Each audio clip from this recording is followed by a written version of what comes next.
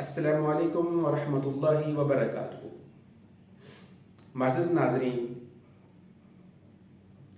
आज के माशरे में एक सवाल बहुत ज़्यादा पूछा जाता है कि क्या ऑनलाइन या टेलीफोन पे निकाह हो सकता है या नहीं। तो आज के सेशन में हम इसी मौजू पर गुफ्तगू करेंगे। तो हम इस मौजू को दो हिस्सों में तकसीम कर सकते हैं। एक तो यह है कि टेलीफोन पर निकाह हो, दूसरा ऑनलाइन निकाह हो। तो इन दोनों के अलग अलग अहकामात हैं। टेलीफोन के जहाँ तक निकाह का ताल्लुक है तो उसमें चूंकि मजलिस एक नहीं होती तो इसलिए टेलीफोन पे निकाह करना दुरुस्त नहीं है।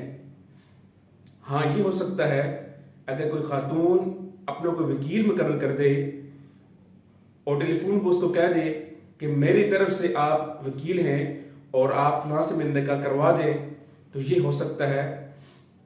वरना टेलीफोन पे ईजाब व कबूल दुरुस्त नहीं है। और जहां तक ऑनलाइन यानी आप लाइव कॉल ले रहे हैं तो उसके अहकाम थोड़े से और हैं। वो इसलिए कि चूंकि लाइव कॉल में और इसी तरह व्हाट्सएप कॉल में, वीडियो कॉल में चूंकि मजलिस एक हो जाती है और आप सामने देख रहे होते हैं, तो इस लिहाज से वहां पर ईजाब व कबूल किया जा सकता है। क्योंकि वैसे भी जो निकाह के अरकान हैं वो दो ही हैं। नंबर एक, इजाब व कबूल यानी बंदा एक्सेप्ट करे, और दूसरे नंबर पर दो गवाहों की मौजूदगी। तो ये दो अरकान हैं, अगर ये पाए जाए तो निकाह हो जाता है। तो इसलिए जब ऑनलाइन में जब अफराद बैठे होते हैं तो उनकी जो मजलिस होता है वो एक ही हो जाती है, गवाह भी मौजूद होते हैं।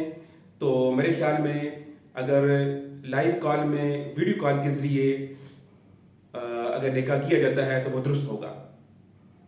तो मज़ीद नाज़रीन, इस तरह का कोई और आपका सवाल हो तो आप ज़रूर हमसे पूछिए, कमेंट्स बॉक्स में लिखिए।